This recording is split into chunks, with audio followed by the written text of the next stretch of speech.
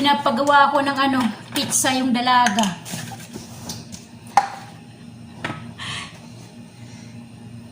Nagawa ng pizza na walang mga sahog, kulang dito ng sahog. Maghahanap pa ako kung paano ko gagawin.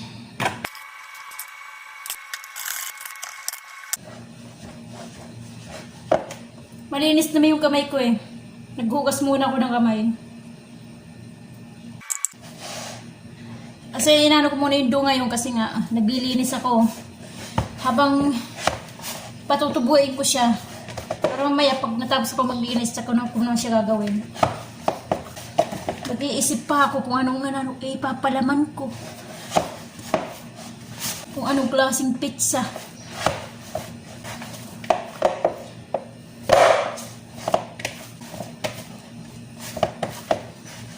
Sakit dito ko. Masakit ka, paano ito, sakit. Sumakit yung dito ko, sumakit. Tama na to. Sumakit yung dibdib ko sa may buto. Kamamasa na itong doon. Patutubuin ko muna siya.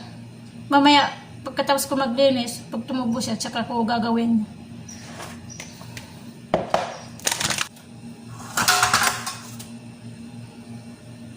Ito na.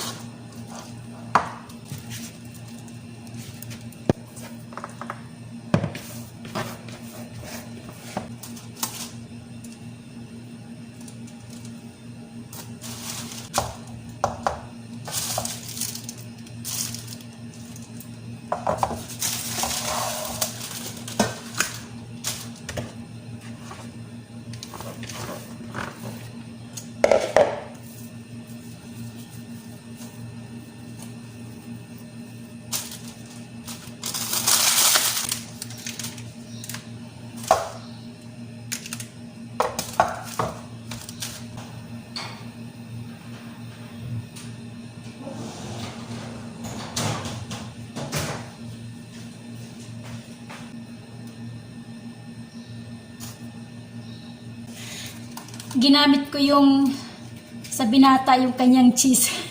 Natitirang 3. Kasi wala silang cheese dito eh. Gagamitin ko. Papagawa yung dalaga ng pizza. Tuna pizza. Wala silang mga sangkap eh. Ura-urada magpagawa. Kaya kung ano nandyan sa ref, yun. Kasi yung ginagamit ko. Lahat ng pinagagawa nila minsan hindi ako nakakatikim. Kahapon yung ginawa kong chocolate cinnamon roll.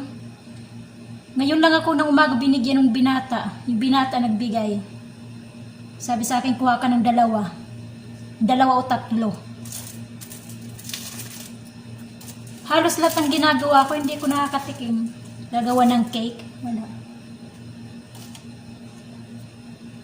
Maisipan lang magbigay.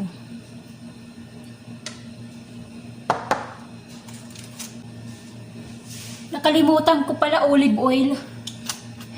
Nilagyan ko na ng cheese. Babarnisan ko muna sa ng olive oil. Nakalimutan.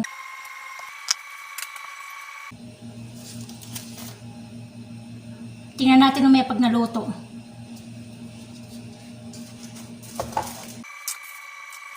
Ano natin ng parsley. Subukan natin.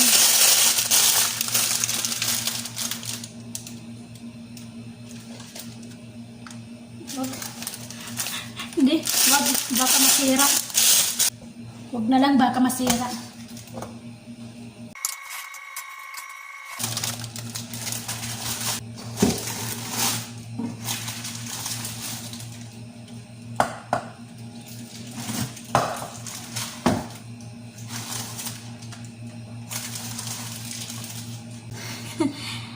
Ito na yung finished product.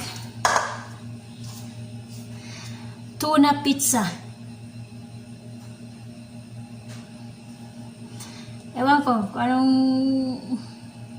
lasa nito mamaya. Maliliit lang. Kaya na guys, sunod ulit na video. Huwag kayo magsawa. Subscribe naman kayo dyan yung hindi pa nakaka-subscribe.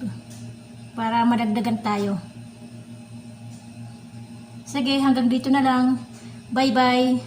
God bless sa ating lahat.